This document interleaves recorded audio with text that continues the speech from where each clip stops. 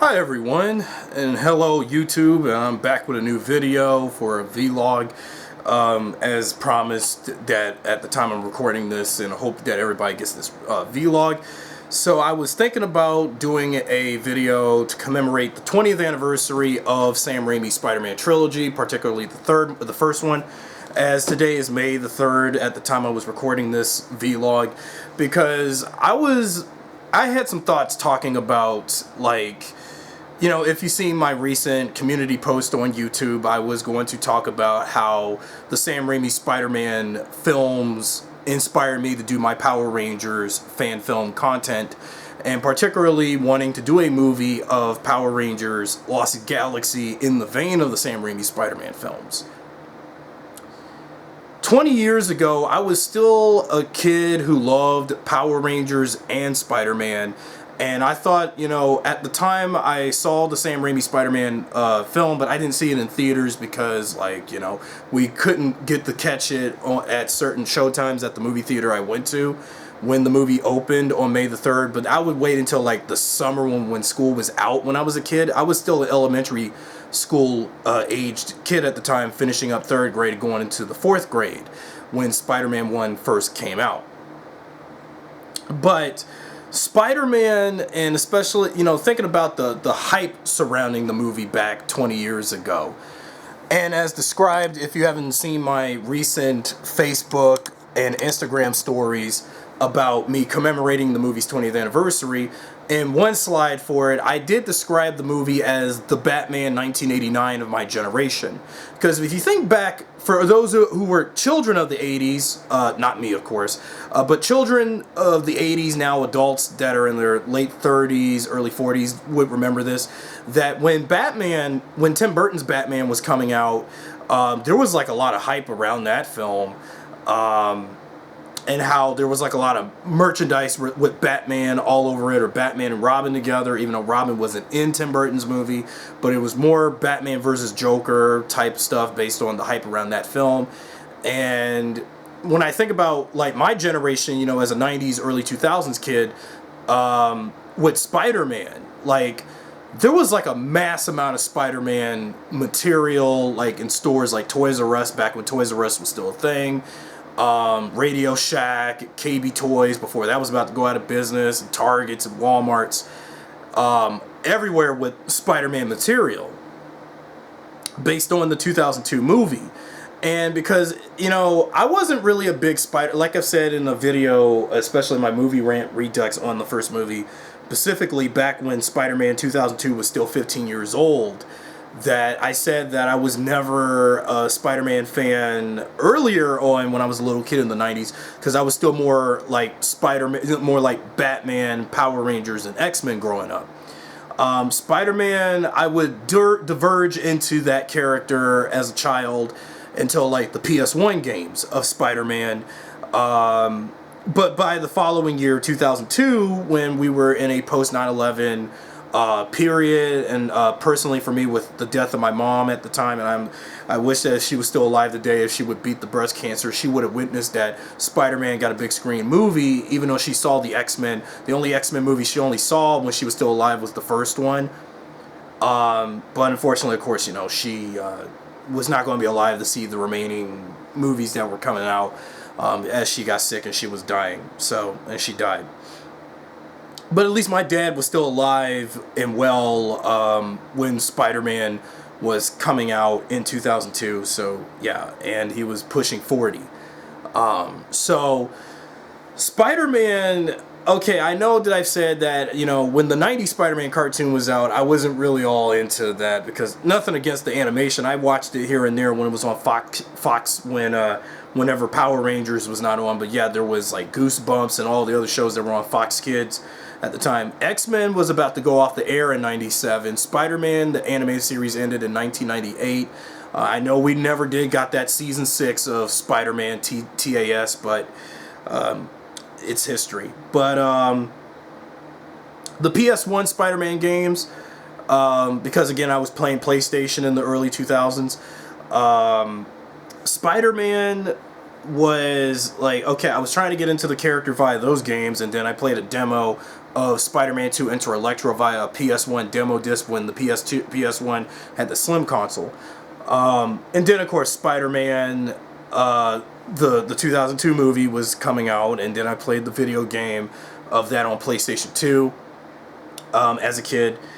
But on to the main point, though. But when the 2002 Spider-Man film with Tobey Maguire came out, that is what really got me into Spider-Man, because I wasn't really fond of the 90s cartoon when I was younger, when I was really young.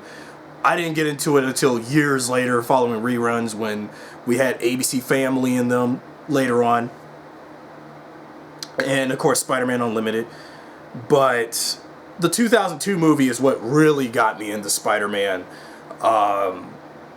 And just looking at the cinematography, the production design, the direction of the film, the acting, the casting choices they had, especially spot on casting Tobey Maguire. Because again, I didn't know much about Tobey until this movie, unfortunately, 20 years ago. I was aware of Kirsten Dunst when I was younger, before Spider-Man happened. I do recall her in that movie, the DreamWorks movie Small Soldiers. That was one of my personal favorite movies from my childhood, by the way, 1998. I didn't know nothing about James Franco or Willem Dafoe before this movie, but I was aware of James Franco coming off straight from that TV show Freaks and Geeks, before he was Harry Osborn in the Raimi Spider-Man films, and of course after this trilogy. Why do you think James Franco would go on and do all of these great comedies and stuff until, of course, recently what happened?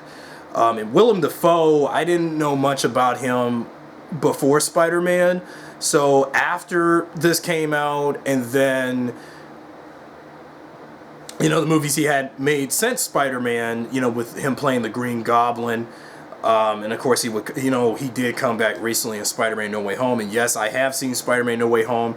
So far it has become one of my all-time favorite Spider-Man movies, up there with the Raimi trilogy and Spider-Verse and Spider-Man Far From Home. But specifically talking about how Spider-Man 1 changed the way how I look at superhero movies going forward. And especially what inspired me as a Power Rangers fan, wanting to do fan films of Power Rangers in the vein of the movies. Knowing we've come so far since the Raimi trilogy, looking at all the Marvel, DC films, mostly Marvel, that we've had so far, before the Marvel Cinematic Universe was so big nowadays with all this oversaturation of it. Not that I don't like the Marvel Cinematic Universe. I do like a handful of their films. Like, of course, the Avengers movies, although Age of Ultron is my least favorite of that bunch. The Guardians of the Galaxy movies. Captain Marvel. Yeah, say what you want. I like Captain Marvel. Sue me. Black Panther, Shang-Chi, and the MCU Spider-Man films. But when you look at how we've come so far 20 years ago with the Raimi films of Spider-Man, I just always wondered, can I still keep on going with the fact that, well, yeah, the certain aspects of Spider-Man 2002 and as well as its sequels seem pretty dated in today's standards, but given the fact Spider-Man 2002 was 20 years ago, it was still off the heels of late 90s, early 2000s cinema fare, with how some things were a bit quippy and quirky. But when I think about it, you know, Spider-Man was always lighthearted, and very brightly colorful and well-rounded and stuff. And knowing, thinking back to my favorite franchise, you know, Power Rangers. Knowing, in fact, Power Rangers was always lighthearted and campy and stuff. But there have times, you know, by this point in Power Rangers, like I discussed, that, you know, when we got to seasons like Wild Force, you know, Power Rangers had its bits of campiness in that season, but Wild Force was a rather more serious season. But that was when Power Rangers, since Power Rangers in Space was starting to strip away from being so comically, you know, kid-friendly, but it was still, I mean, like, cheesy and campy, but we were seeing a rise in mature storytelling with the franchise by that point, and even with Power Rangers Lost Galaxy. Now, speaking of Lost Galaxy, I was always wanting to, for the last 20 years, given my past, even when I was still a young kid, And even when I was a teenager, middle school, and high school, I've always wanted to. Every time I look back on the bonus feature stuff on the Spider-Man films, DVDs, but this is the Blu-ray set, that limited edition review. My review for this is still up on YouTube. But just to make a point, that whenever I saw the bonus features for the processing of how they did the movies, like when they got Sam Raimi to direct, who did they get for the cast, who they got for the visual effects people, the costume design, Danny Elfman with the music and all that. And it always astounded me why I was always so fascinated in filmmaking, if it weren't for the Sam Raimi Spider-Man films. And thinking about the way how those movies were shot and how they were scored and the action scenes and how they were choreographed with the mixture of practical fighting with the CG models of Spider-Man fighting Green Goblin or Venom or Doc Ock. And I just really loved the way how those movies were done. But yeah, but now when I understand comparing these movies again with today's Marvel movies, like, you know, the Avengers films and Guardians of the Galaxy and Captain Marvel and Black Panther in them, but it's just like, why do I have a feeling I'm starting to get a bit nostalgic for that time when we didn't have those movies yet, and we just only had movies like this and the X-Men films and, you know, the X-Men films before we had all those other X-Men movies, but like the original trilogy plus X-Men Origins and the Blade movies, because Blade, X-Men, and Spider-Man was the pioneers of setting forward Hollywood's faith in restoring to do more comic book films after the disappointing rut of a comic book movie that was Batman and Robin by the late Joel Schumacher, but I digress. And, well, again, I grew up on those Batman movies, and I wish that I was alive a little earlier to witness the phenomena by Tim Burton's Batman movies, mostly the first one from 1989 again. But again, I can't be choosing when to be born and all of that, so history was written in stone for me 30 years ago. But you know, thinking about how, like, I've always wanted to see a Power Rangers movie in the vein of the Sam Raimi Spider-Man films, but, you know, it was a little too early, you know, to do that kind of thing, and also I was a little too young to want to make movies when I was a child. So I would wait until I was about age 18, 12 years ago, since given it's 12 years since I've been in the Power Rangers fan base and my passion for making movies later, that I would eventually try to work on trying to do a Power Rangers Lost Galaxy type fan film in the vein of those Spider-Man films. But since then, a lot would be changed by the time 12 years ago when I was about to finish up when I was about to start my last year in high school, 12th grade. And then 11 years ago, next month will be Friday, June 3rd, 11 years since I graduated later, would see a shift in the landscape of cinema, where we would have, of course, all of those reboots and remakes of superhero movies since then. Well, mostly all these superhero-driven cinematic universe films, like the Marvel Cinematic Universe since then. So these Spider-Man movies, again, were going to be completely old news, and we were not going to have movies like the Tobey Maguire Spider-Man films set. And by this point, Spider-Man 4 was going to happen, but of course that got kicked to the curb, and Sony wanted to do a reboot, because I know how a lot of us Spider-Man fans, you know, I'm taking a break from talking about Power Rangers as a Power Ranger YouTube channel for a moment, but as a Spider-Man fan, personally for me, I was in that minority back in 2011 where I was like, you know, I'm mind a Spider-Man reboot, but I know there's some people who were not fond of the idea of them rebooting the franchise 5 years after Spider-Man 3 had came out in 2007. You would think by 2012, and knowing that this year is the 10th anniversary of The Amazing Spider-Man, knowing that Spider-Man getting a reboot was a bit too soon. Looking back now in retrospect, I kind of do wish that, as someone who was a fan of the Sam Raimi movies, probably wish we should have still had a Spider-Man 4. And they also had plans on Spider-Man 5 after that, because they had initial plans of Spider-Man 4 and 5 being shot back-to-back with Sam Raimi directing. But mostly 4, because Spider-Man 4 was the film we all wanted as Spider-Man fans. But now back to me as a Power Rangers fan. I was already in the zeitgeist of the Amazing Spider-Man films, the Christopher Nolan Batman trilogy with The Dark Knight Rises, was coming out around this time 10 years ago, and the Dark Knight trilogy was going to be on its way out. And we were entering that world on DC side with the DCEU with Zack Snyder with Man of Steel and Batman v Superman some years later and all that. And I was, why do you think in the last 10 years I've been doing this YouTube channel, doing the fan films of Power Rangers Lost Galaxy, that I would do the films in the vein of the Amazing Spider-Man films, but I was also trying to mix that with the Marvel movies, mostly the Avengers at the time. Because I know I was still itching on trying to make this like the Sam Raimi Spider-Man films, but these movies are outdated, and while they're still nostalgic at best, but they're very outdated and played out at worst, given the way how lighthearted and quirky they were, because it was early to mid 2000s superhero cinema fare. I mean, that kind of stuff would not likely work today, given the time and the landscape of movie-going, cinema moviegoers at the Cinemax moviegoers, superhero movie moviegoer. Man, I'm messing that up. But forgive me with that. But you get what I mean, at the time, because that kind of stuff would not work today. And given the actor choices I would have imagined when I was younger, especially when I was a teenager, I've always wanted to envision for the Red Ranger slot, even that given the fact Tobey Maguire is and always will be my generation Spider-Man. But as a Power Rangers fan, when I was doing fan castings very young, again, before I was even on the internet until 2010, when I was 18, 19.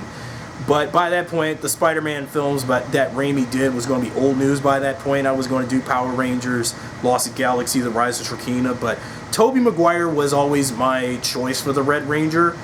It was not, and also when I was doing fan films where I would have my OC proxies as the Rangers and not Leo in them. I mean, I can't possibly imagine Tobey Maguire doing Leo as the Red Galaxy Ranger for a 2000s era Power Rangers Lost Galaxy reboot sort of movie. But not only that, Lost Galaxy was already too young to be made for movies at that point. And not only that, Power Rangers had been off the grid of having another cinematic outing after the Turbo movie and before the Lionsgate 2017 movie 5 years ago. Because it was just too early, and not only that, Tobey was already in his 30s, and he was going through a career slump after Spider-Man 3, and while I did mend movies like Brothers and Pawn Sacrifice, he did though, but it seems a bit too late by this point now to make him the Red Ranger. But back in the 2000s, when we were at the height of the Spider-Man films he did, he was pretty much my only choice all these years until 2012. But Tobey, his career was falling apart. I always wanted to see him as the Red Ranger. And then the choices I had in the past, the Yellow Ranger for those proposed fan films or fan-made movie attempts of PRLG, didn't have the Yellow Ranger as a girl. Instead, one of them, of course, my infamous Rise of Shrekina, would have me as the Yellow Ranger, like I said before. But I've had many choices for the pink, blue, and green Rangers. I never really thought about Mag the Defender back then, and what actors would fit that version of PRLG if it had a movie with Hollywood talent. And not only that, I was still a young school kid, so I was like, how can I do that when I was still a kid? I mean, that's why again, I had to wait until I was 18 years old and was in my last year in high school, and I was finishing up high school to fantasize this fan cast and what that kind of 2000s, early 2010s era before we entered that zeitgeist of like the Dark Knight and all of that would come to play. But just given from the casting choices, I wish I could have done Rangers that was like in the vein of the characters from the Raimi Spider-Man films. Even though Spider-Man is one hero, the Power Rangers is like a team of 5 or 6 people, or sometimes fewer to begin with. But it was kind of, I realized looking back now, 20 years later, doing a Sam Raimi Spider-Man film inspired Power Rangers movie thing already reminds me of like how the Tokusatsu Spider-Man that Toei and Marvel did together back in the 70s when Sentai was starting out. Why do you think back in the late 1970s with 1970s Toku with Kamen Rider, Super Sentai, and even the 1970s Spider-Man series over at Japan with Toei, that if it weren't for the 1970s Tokusatsu Spider-Man with Spider-Man having the giant robot and all that stuff, and also paving the way for the foundation for Sentai to become Super Sentai. And if it weren't for that, if it weren't for Super Sentai, we wouldn't even have Power Rangers. But Spider-Man was a totally different animal, like, compared to what we would get. Of course, if it weren't for Tokusatsu Spider-Man, Super Sentai wouldn't be where it is today. And if it weren't for Super Sentai, Power Rangers wouldn't be where it is today. But Power Rangers, and even when we progressed, and by the time we got to seasons like Time Force, Wild Force, and Ninja Storm in them, in the early to mid 2000s, and when I was still a kid, watching Power Rangers, I've always wanted to see a Spider-Man like Power Ranger movie. But Power Rangers was kind of like a niche still, and it's still a niche franchise today, but I always wanted to, in my mind, and for the 20 some years I've been doing this stuff, I've always wanted to do a Power Rangers movie that was like those Spider-Man films. But yeah, those movies are dated today, but I can see if I can try to pull this stuff off to commemorate 20 years of Sony's Spider-Man film franchise, with the likes of like Into the Spider-Verse and the Venom movies, and even that recent Morbius movie, which, yeah, I know it's not great.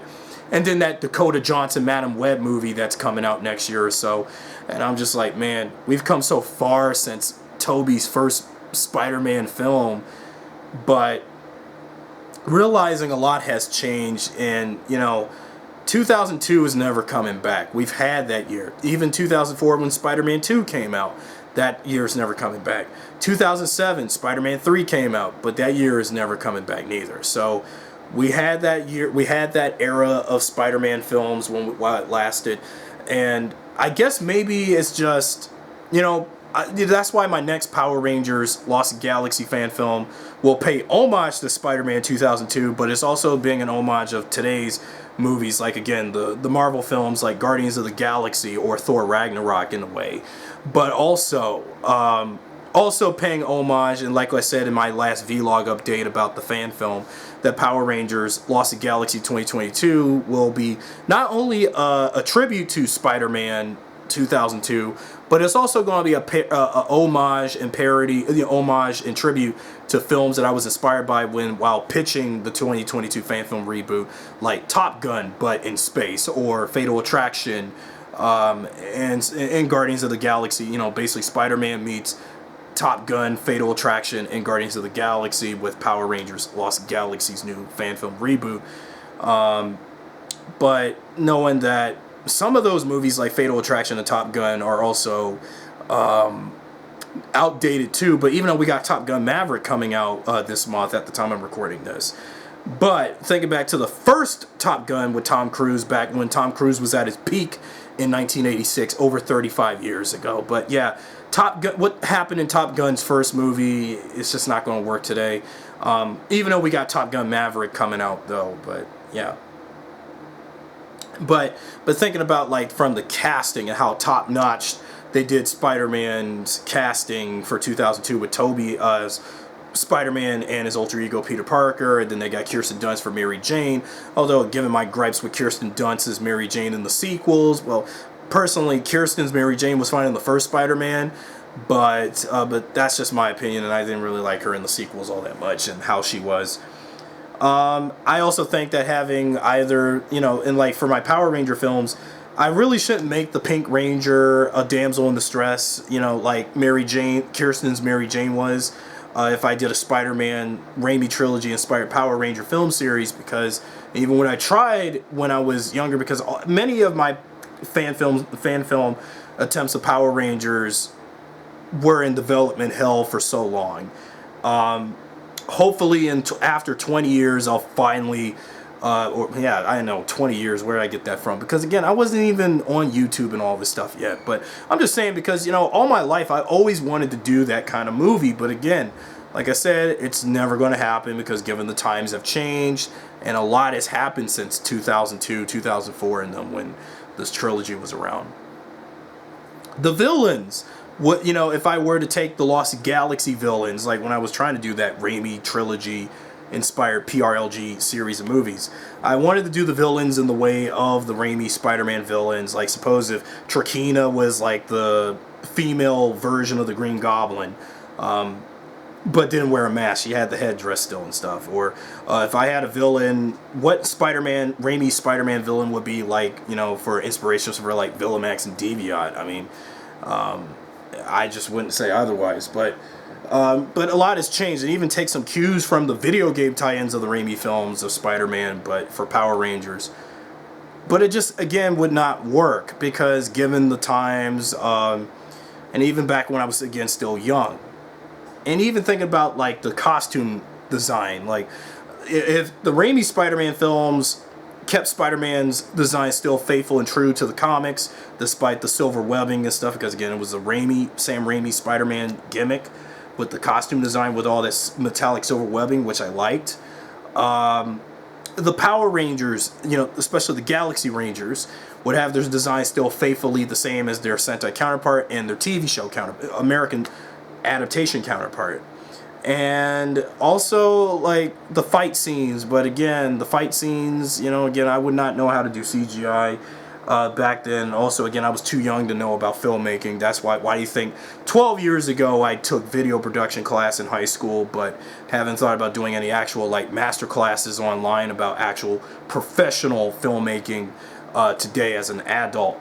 So I just realized that the thoughts of doing these kind of movies based on these Power Rangers probably would not work today. So I think it's best to keep these movies that I'm doing a Power Rangers in like the vein of today's superhero movies, even if some people are so sick of the MCU and the DCU and all this world building and all this cinematic universe stuff and all of the amount of Avengers knockoff movies or Guardians of the Galaxy knockoff movies or Batman v Superman knockoffs and Snyder cut Justice League knockoffs or whatever nowadays. So it's just, again, you know, if it weren't for Spider-Man 2002, we wouldn't even be where we are today with superhero movies and in general. And especially if it weren't for Sam Raimi and his Spider-Man, I would have never even made my Power Rangers fan films today. And also even tried to make that. But I think now the stuff may be dated, but it's very nostalgic at best for me to care about.